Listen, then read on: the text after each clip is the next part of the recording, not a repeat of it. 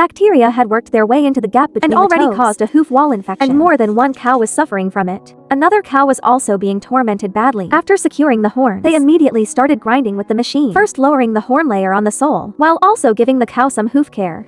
As a breeding Angus bull, its weight can reach an astonishing 1 ton. So hoof trimming is different from that of female cows. The sole must keep a larger weight-bearing area, and it also has to stay flat and well-shaped. If a hoof develops disease or damage, it can be devastating for a bull.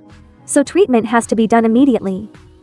The black mark on the sidewall was definitely more than just surface damage. Before opening it up, they first attached a hoof block for support. Then they returned to the infected area, continuing to scrape away at it, opening up the surface layer to inspect the inside. The separation had already spread deeper, so next they carefully peeled away along the edges of the layers. People who often watch hoof trimming videos know that peeling layered horn is as satisfying as peeling an onion. The separation had reached the hoof wall. Even though the cow kept crying out in pain, it was all for the cow's own good. The worker handling these layers was incredibly patient, carefully working little by little, without drawing even a drop of blood. The trimming was finally complete. The new horn tissue inside was still very soft. Since there was no open wound, a spray of iodine was enough.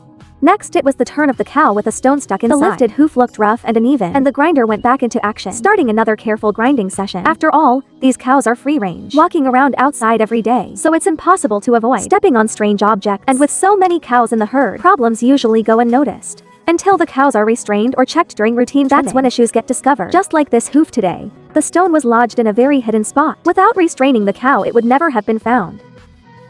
Today's hoof was quite unusual. Either side could be used as the support claw, because the infection was between the two toes.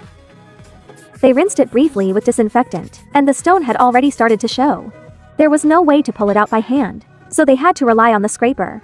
The blade slid into the gap to slowly dig the stone out. With how deep it was stuck, without human intervention, it never would have come out on its own.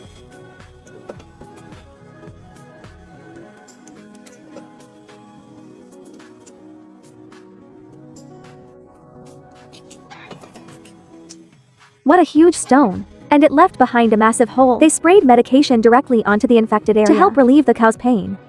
Along with medical treatment, the double protection made recovery almost certain. After bandaging it up, they let the cow back down, though it could still only limp forward, but it probably wouldn't take long to recover.